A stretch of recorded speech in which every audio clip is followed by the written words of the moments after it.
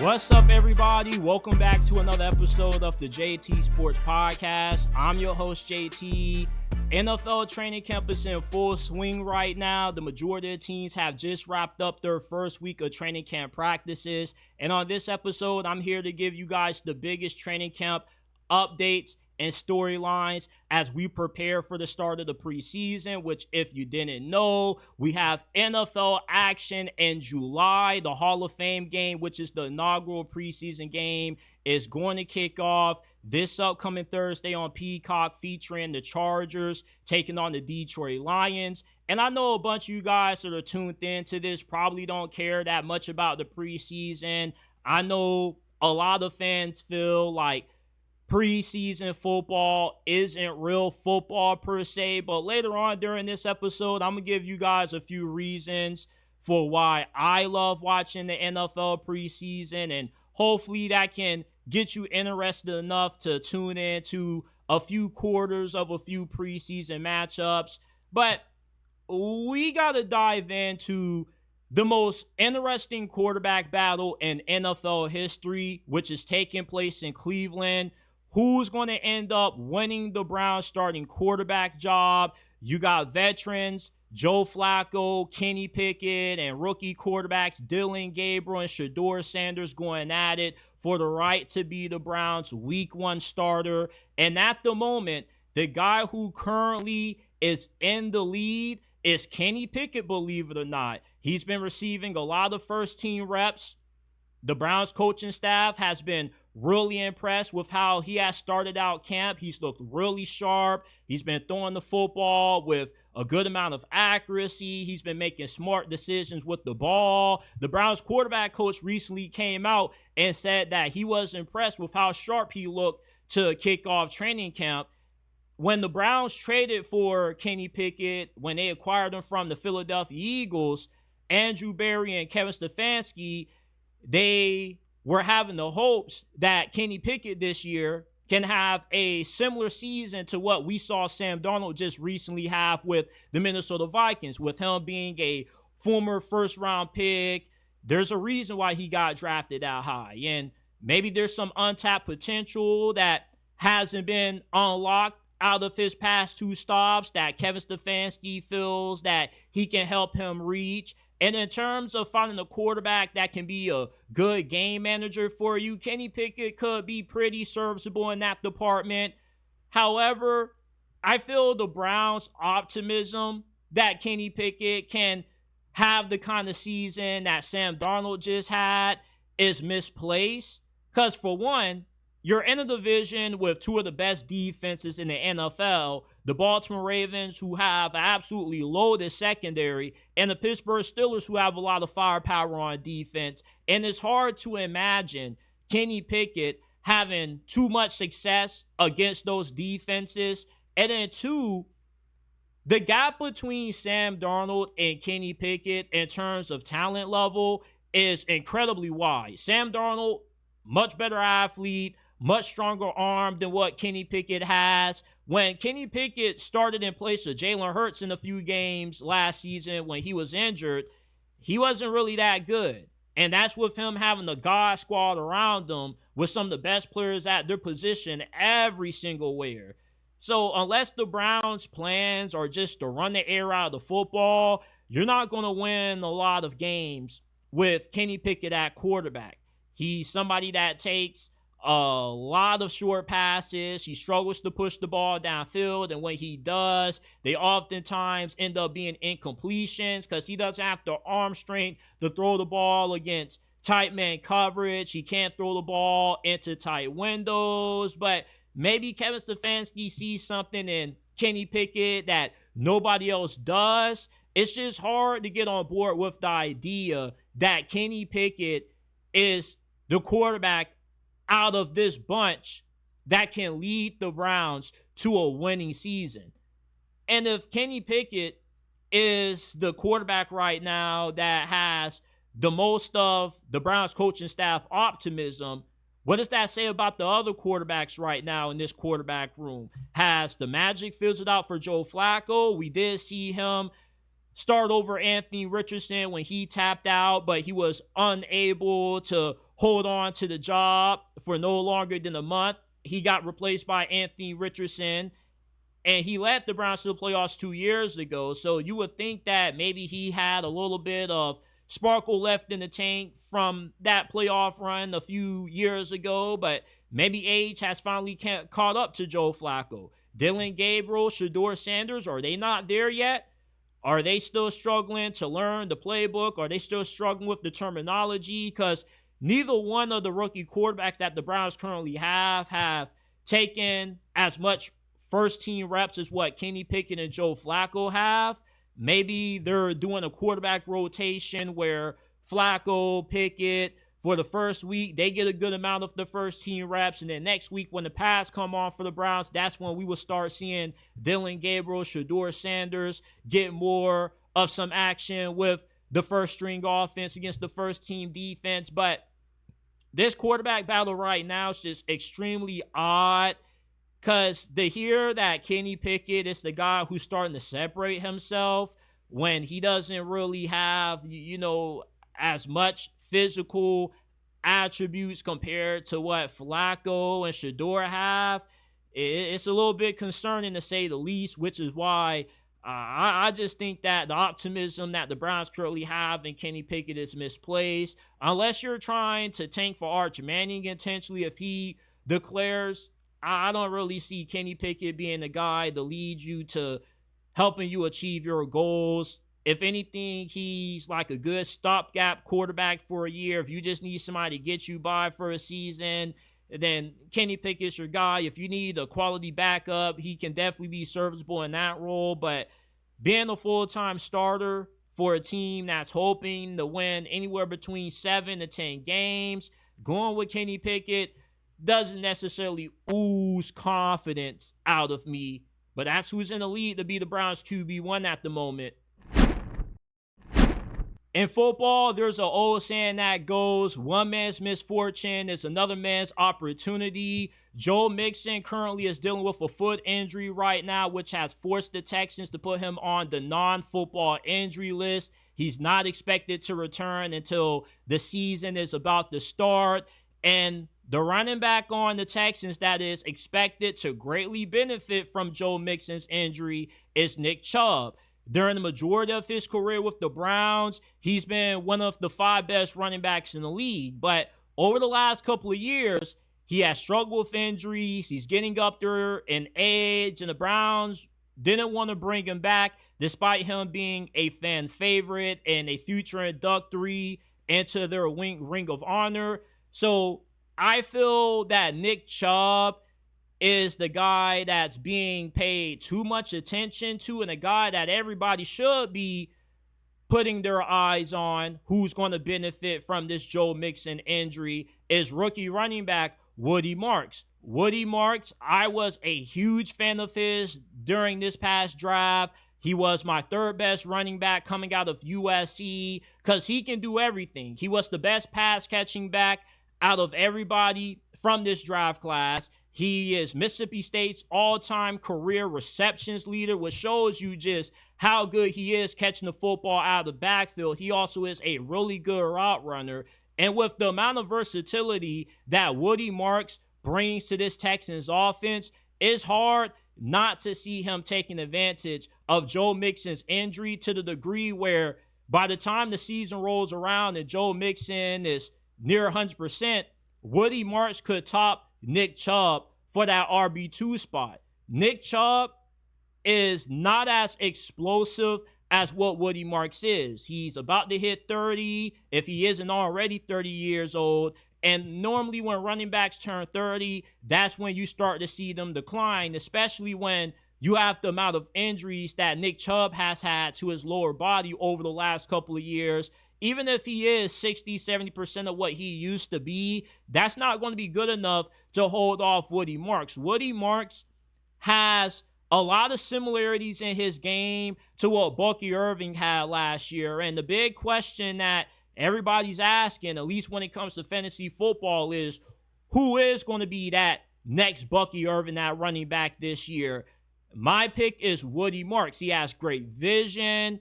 He has a lot of acceleration. When he gets the football, he gets downhill incredibly fast. He's not as good breaking tackles, fighting through contact like what Bucky Irving is. He doesn't have a lot of breakaway speed neither, which was a knock that Bucky Irving had coming out of Oregon last season. But in terms of a guy who can help Texans passing attack, that right now, other than Nico Collins, you have a lot of questions at who's going to be able to step up and be that second number 2 option for CJ Stroud to throw the football to. Woody Marks could take over that role. When you get into obvious passing situations, Woody Marks can come in and be a really good third down option to keep the drive alive for CJ Stroud. Because essentially, with how good Woody Marks is catching the ball and running routes, when he's on the field, he's as talented as what a wide receiver 2 or wide receiver 3 is. Most linebackers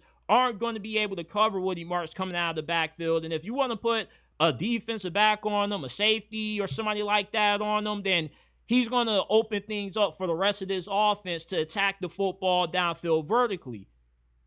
Nick Chubb, he'll be better in short yardage situations than what Woody Marks is, just because he's still, despite him not having the same juice that he used to have in his prime, he's still going to be able to do a lot of dirty work for Houston when it comes to third and inches, goal line situation. That's when Woody Marks probably will take a back seat to Nick Chubb.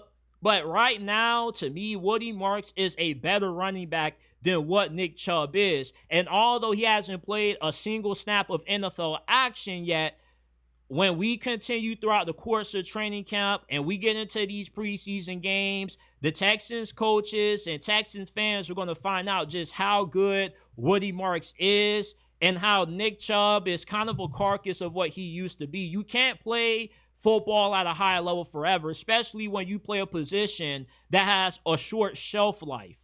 And when it comes to Nick Chubb, I feel more people are excited about him for the name instead of actually looking at the film, because the film will show you that Nick Chubb is a far cry from what he used to be. And even if you can get him to be 60 to 70% of what he was in his prime, he probably is still splitting reps with Woody Marks. And Woody Marks is a more complimentary back to have with a healthy Joe Mixon due to him being the best pass catching back on this offense, where he gets to the point when he's just so talented. Because he's so versatile, it's hard to keep him off the field because he does nothing but benefit your offense. Joe Mixon and Nick Chubb don't have the route running nor the hands that Woody Marks has to be a true difference maker in the passing attack when the Texans are a team that's only going to go as far as what CJ Stroud is able to take them. So having Woody Marks out there definitely will help out this Texans offense a lot. I've already picked him up in all of my fantasy leagues because he has everything that you look for in a really good back. The explosiveness, the vision, the ability to find the holes when it may not be there at times, is all the abilities that high-end running backs have that Woody Marks possesses. And I'm expecting him to have a really big rookie season for the Texans this year. I'm not saying that he's going to be as good or better than what Bucky Irving is, simply for the fact that he's going to be splitting carries with Joe Mixon and Nick Chubb, but he probably will get more snaps this year than what Nick Chubb is going to get due to his ability to be an exceptional catcher of the ball coming out of the backfield at running back. So look out for Woody Marks. Everybody's eyeing Nick Chubb. I'm eyeing Woody Marks because he's just younger, he's more explosive, and I don't really think that Nick Chubb is good anymore. Caleb Williams has had a rough start to begin Bears training camp. He still is having the same issues that plagued his rookie season last year. He's holding on to the ball too long, taking too many unnecessary sacks.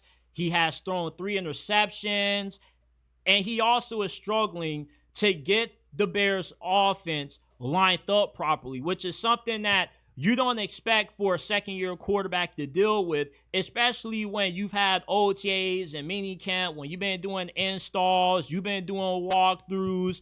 You shouldn't have problems getting the offense lined up. And the panic meter right now for the Bears has to kind of be spiking up a little bit with the struggles that Caleb Williams has had to kick off training camp. Ben Johnson, when he was hired, he had a lot of comparisons to Sean McVay and Kyle Shanahan in terms of his brilliancy when it comes to calling plays, being able to elevate the personnel that he's calling plays for. We saw Jared Goff put up MVP numbers the past 2 seasons. Ben Johnson was calling plays up there in Detroit, and the expectation is that he can get Caleb Williams playing up to that potential that made the Chicago Bears draft him first overall over Jalen Daniels. And there is a lot of training camp left to go. He is coming off the best practice of training camp up to this point, but he's had more bad days than he has had good days. And training camp is all about stacking up those good days. So how many good days is Caleb Williams going to be able to put together? Because by the time you get to the end of the preseason and you're a week or two away from week 1 of the NFL season, you want your quarterback to be extremely confident. You want him to have command of the huddle. You want some of the issues that he was dealing with last year to kind of not be there anymore. And yet they still are with Caleb Williams. And I don't think that these issues are simply going to go away within the span of a month. I thought that Caleb Williams would have been much better getting the football out quicker. And as I said, it is too early to completely judge him based off 1 week of training camp. But when you've had a whole entire offseason to work on these issues that held you back last year, and yet these issues are still being reported in training camp, and Ben Johnson is snapping on you because you can't get guys lined up, how can the Bears not somewhat be panicked? How can you not somewhat increase the panic button or increase the panic meter on Caleb Williams? Because these are issues that should have been cleaned up. Instead of him taking a step forward, he still has been stagnant. He's no better right now than what he was last season. Now, there have been glimpses of brilliance, like when he ran the 2-minute drill today. He threw a touchdown to Roma Dunze, which is really encouraging, and he was in more command during those 2-minute situations than what he has been up to this point during the first week of training camp.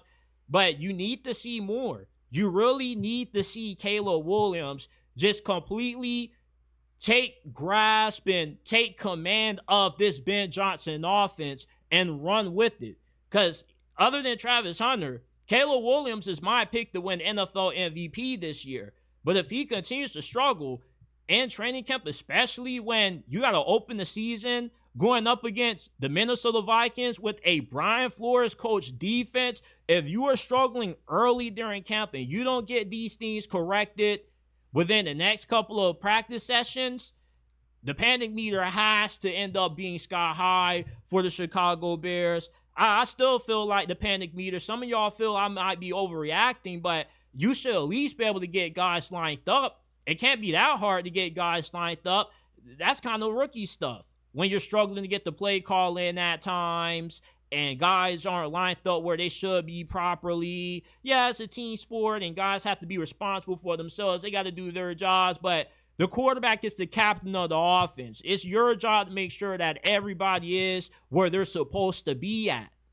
Caleb Williams right now, he's increasing the panic on the Bears panic meter right now. You don't see Jalen Daniels having issues getting guys lined up. Hey, the guy that Caleb Williams was drafted to replace Justin Fields, he hasn't had any issues with getting the play calls in and getting guys lined up, and he's playing under a new offensive coordinator and a new head coach, learning a new system. And I haven't seen any report about the Jets offense having the similar issues lining up, pre-snap procedure stuff as what the Bears are having with Caleb Williams right now. And I'm not a Caleb Williams hater. I love me some Caleb Williams, as I said earlier. Outside of Travis Hunter, if I have to pick a realistic MVP winner, I'm going with Caleb Williams. And I still feel that eventually he'll knock off the rust as we progress throughout training camp. I expect to hear more and more positivity around Caleb Williams. This is the best training camp practice that he has had up to this point on Saturday, July 26th. So hopefully when we come back with another training camp update about Caleb Williams, we have more positive things to report on. But Ben Johnson was snapping on him. He was snapping on the entire offense. Ben Johnson has not been happy this first week, this first go-around, to open up training camp for the Chicago Bears. And Caleb Williams has been a major reason why. The Raiders have made a late addition to their roster by signing Jamal Adams and reuniting him with Pete Carroll, who he played under in his final years as the head coach of the Seattle Seahawks. And Jamal Adams has been forced by the Raiders to finally do what everybody's been yelling at him to do for the last couple of years, and that's change positions. Jamal Adams, for up to this point in his career, prior to signing with the Raiders, has been a safety, and he's been at his best when he's played up near the line of scrimmage because he's really good blitzing. He's really good getting after the quarterback. He's a great tackler as well, but covering the back end of the field isn't really his strong suit. So everybody has been suggesting for a while that Jamal Adams changed from safety to linebacker, and he finally has been forced to make that change by the Raiders because the Raiders essentially said, hey, Jamal, you have an opportunity to make this team and maybe start if you move the linebacker and you end up being really good throughout training camp, which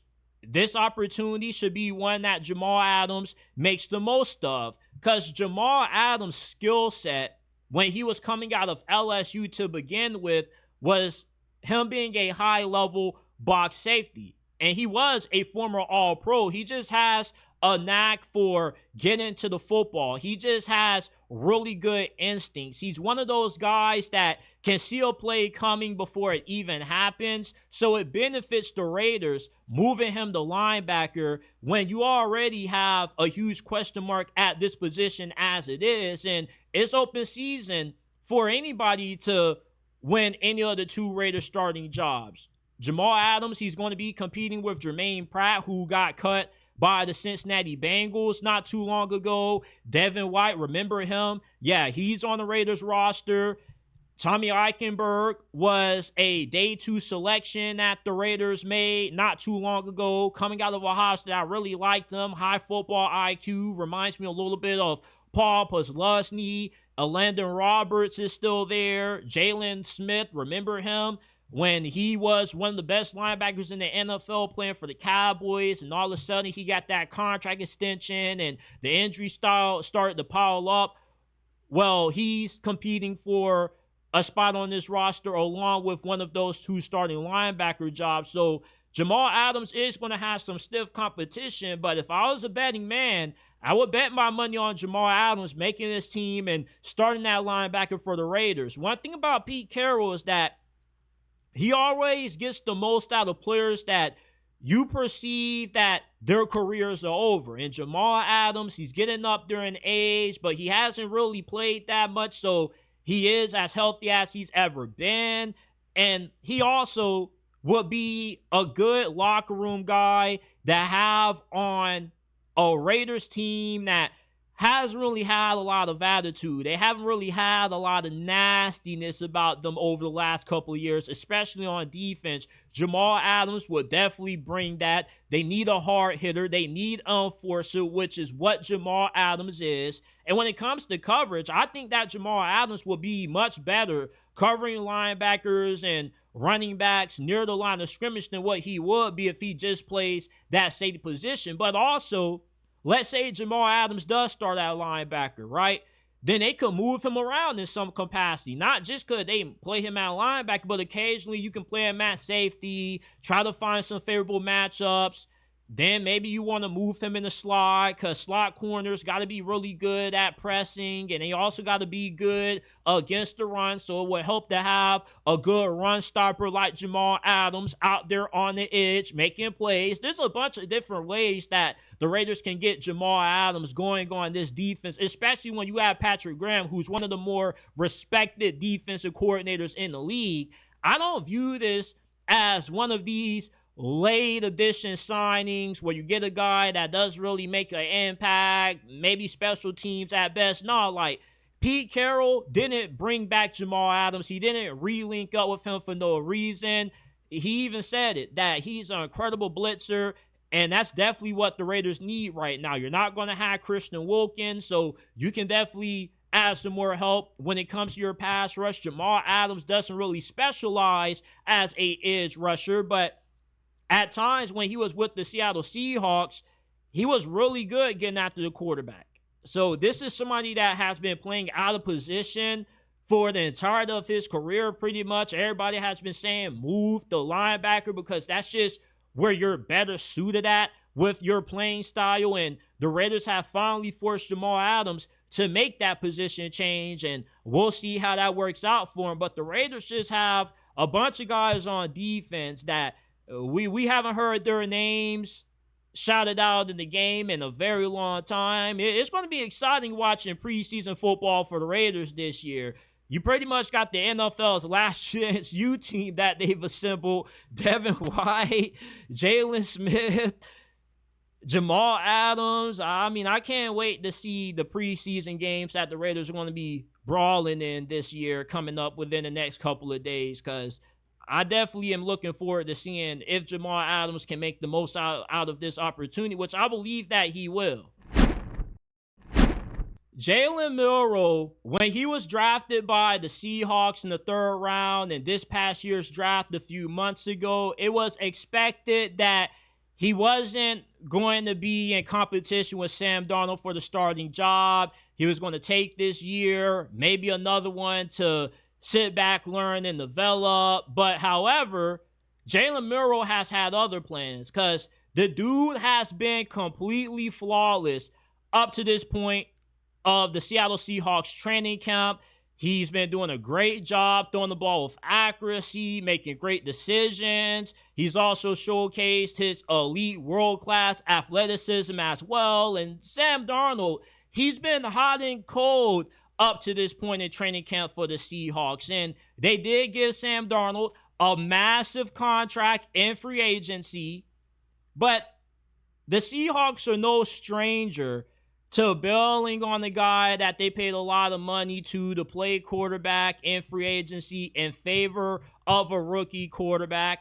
Because with how good Jalen Milroe has been up to this point in training camp for Seattle, it feels like he has made it deja vu, and it's 2012 all over again for this franchise. Because remember, 13 years ago, the Seahawks had signed Matt Flynn, who was coming off a crazy performance in the final game of the regular season for Green Bay. He threw for a bunch of yards, like 5 or 6 touchdowns. The dude went scorched earth, and the Seahawks signed him. He was expected to be their starting quarterback. Then they drafted Russell Wilson. And Russell Wilson just completely outplayed him all throughout training camp and the preseason. And the Seahawks, unlike most franchises, they didn't politic. Most franchises, they would just still go with the guy who they paid the most money to, in spite of him getting outplayed by the rookie. Instead, the Seahawks, they said, we're going to throw out Russell Wilson. And everybody was a little bit taken back by it, but Russell Wilson went on to have a phenomenal rookie season. Eventually, he led them to a Super Bowl. Now, I'm not saying that Jalen Milroe is the second coming of Russell Wilson, but what I am telling you is, with how good he has been in OTAs, minicamp, and up to this point in training camp, if he continues this hot streak and we get some really good preseason performances out of Jalen Milroe, which I expect that he does get a lot of preseason action because the Seahawks want him to develop and they want to see what they truly have in him. They do also have Drew Lock, who they brought back, but we've already seen enough out of Drew Lock to know what he is. We don't know what Jalen Milroe is, because Jalen Milroe, for all we know, he could be reverse Anthony Richardson. And he often gets compared to Malik Willis and Anthony Richardson when he isn't really as similar to those guys as what you may believe he is. Because for one, he has more experience as a starter than what Anthony Richardson had. Anthony Richardson only started one full season in college. Jalen Milroe played 2 full seasons as Alabama starter. And also, he played at the highest level that you can play at in college football, doing it against SEC defenses. And what makes Jalen Milroe better than Malik Willis and Anthony Richardson is that we've seen Jalen Milroe have good games throwing the football. The dude absolutely destroyed Georgia's defense. And most quarterbacks that have success against Georgia's defense normally go on to have really good careers. The only quarterbacks that have been as good against Kirby Smart's defense as what Jalen Milroe was when Alabama went up against the Bulldogs was Joe Burrow and Jaden Daniels. That's about it. Jalen Milroe, his issue is more so consistency. Sometimes he struggles with the quick game. Sometimes he can overly rely on his arm and spams that deep ball a little bit too much. But when you can get him playing in rhythm, you can get him throwing the football on time, he can be a really dangerous quarterback, especially if you can find a way to help him put it all together. Don't just overlook and gloss over this Jalen Milroe hot streak to kick off Seahawks training camp as just a feel-good story that's going to cool off. No.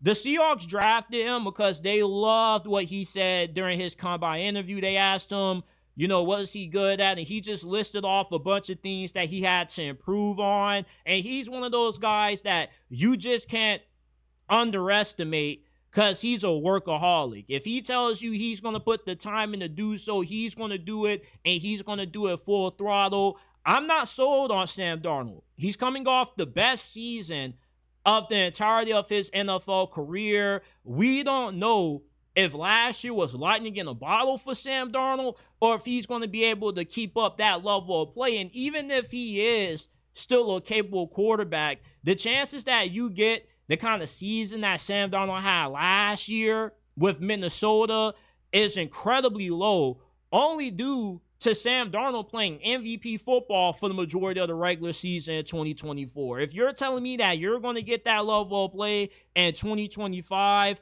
the Seahawks have one of the biggest bargains at the quarterback position if that happens. But Jalen Milroe, though, don't overlook this situation because we have been here before with the Seattle Seahawks 13 years ago. Matt Flynn versus Russell Wilson. They gave Matt Flynn a boatload of money in free agency, and Russell Wilson as a rookie outperformed them in training camp in the preseason. And we very well could see that same situation playing out with how well Jalen Milroe has looked in training camp.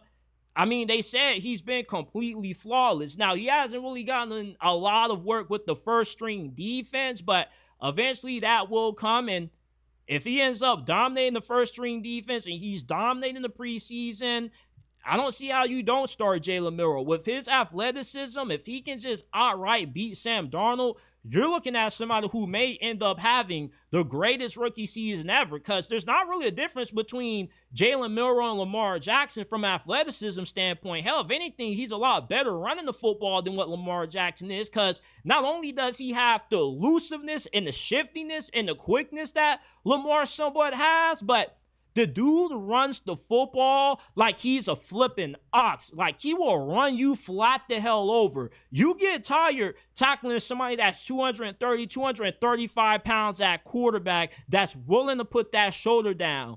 And even if Jalen Milroe doesn't beat out Sam Darnold, they're going to have different packages for him to get him involved because he has too much elite athletic ability to just completely let him sit on the sidelines. The NFL preseason is about to begin, and when it comes to the preseason, it gets glossed over because It's this narrative that the NFL preseason isn't real football, even though you got guys going out there tackling each other, trying to knock their heads off. The only difference is it's not viewed as real football because you don't have starters going up against starters. You got practice squad guys, third string guys going at it, a few backups, and maybe a few starters here or there that are competing for starting jobs who play in the preseason. Preseason football used to be more interesting 15, 16 years ago until Sean McVay completely ruined it when he said, I'm not going to play my starters. I'm not going to risk any of my starting guys getting injured at all, which is a very smart strategy. But even if you're not watching a bunch of starters play, preseason football is still a very fun watch. And I love the NFL preseason. For one, you get to watch a bunch of rookies that more than likely won't play this season, or maybe never ever play in the NFL for the final time. Because in the preseason, you're going to see guys like Shedeur Sanders, Dylan Gabriel, Jalen Milroe, guys who were stars in college who might not have another opportunity to get some meaningful in-game action once the season kicks off. And then secondly, what about some of the forgotten college football stars that you grew up watching as a child, like Hendon Hooker? Hendon Hooker, who was close to winning the Heisman Trophy at Tennessee a few years ago. He's going to be the Lions' backup quarterback this year. You're going to see a lot of him. Remember Amir Abdullah, who used to be a star running back at Nebraska? Yeah, he's still in the NFL. You're going to see a lot of him in the preseason. The preseason is the best time to just reminisce over the forgotten college football stars that you grew up watching when you first became a fan of this sport. Another reason why I love watching the NFL preseason is that you see some of the most chaotic games that you will ever watch, from guys throwing 5 interceptions, guys almost winning off 5-6 laterals to end the game. It's just so much wackiness and chaos watching the NFL preseason that it kind of gives the NFL somewhat of a college feel. And maybe that's why a bunch of NFL fans get turned off to the preseason, because it feels too much like college and you're more used to a more nuanced game with more refinement. But preseason football, at the end of the day, is still football. If it's not real football, then what the hell is it?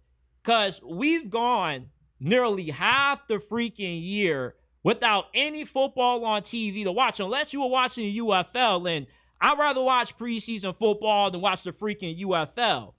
And watching the preseason kind of gets you ready for the real season to start. It lets you know that, okay, time is clicking. We aren't too far away from the regular season kicking off. And what else are you going to watch instead of the NFL preseason if you love football? I know doggone well a lot of y'all ain't watching baseball. You're not watching the WNBA. And more than likely, you're not really watching tennis or anything else that's out there. Maybe you're a fan of golf, but golf isn't played almost every day. In the preseason, you got games that get played on Wednesday, Thursday, Friday. I mean, starting this upcoming Thursday, when the Lions and the Chargers play against each other in the Hall of Fame game, we're going to have football on for the next 6-7 months up until February. If you're trying to get yourself into mid-season form, watching the preseason is the best way to do so. Yeah, you're not going to be as emotionally invested into the preseason as what you are watching your favorite team when the games actually matter. But watching football is watching football. To me, it doesn't matter if I'm watching third stringers, second stringers, fifth string guys, practice squad guys. I mean, NFL football is still NFL football to me. And sometimes the starters do play. The starters may get like 2-3 drives in. I know that Andy Reid plays his starters, not all throughout the preseason, but he gives them at least 2 preseason games. And that's what caused Hollywood Brown to get injured last season, missed majority of the season. But outside the injuries, it feels refreshing to see some of your favorite players out there in the preseason getting warmed up for the season to kick off officially. And it's just a good introduction to kick off the NFL season. It kind of eases you into the start of the season. And that's what I probably love the most about the preseason is that, if you just need something to kind of get you acclimated, maybe you overlooked a few free agency signings, maybe a few draft picks that you didn't know about. You see them going off in the preseason. You start asking, who's that guy? You look him up, and maybe you think about picking him up in fantasy football, and the dude ends up snapping during the regular season because a guy or two ahead of him ends up getting injured. It's just a good way to get acclimated to your favorite team or any other teams out there that you might be betting on. And that's probably the last reason why I love the preseason, because you can finally bet on it now. Now, betting on the preseason, I highly don't suggest, because why are you putting your hard-earned cash on backups? You mean to tell me that you're willing to bet money on the Chargers beating the Detroit Lions coming up when they had Trey Lance and DJ Uiagalelei, who are going to be getting a lot of action in that game? Yeah, you are crazy. If you bet on preseason games, I don't want to be around you because you're liable to do anything. You can't be trusted if you're betting on preseason games because you don't care about life. You don't care about anything if you are willing to put some serious cash on these preseason games. You probably don't even know the majority of these dudes' names that you're going to be betting on.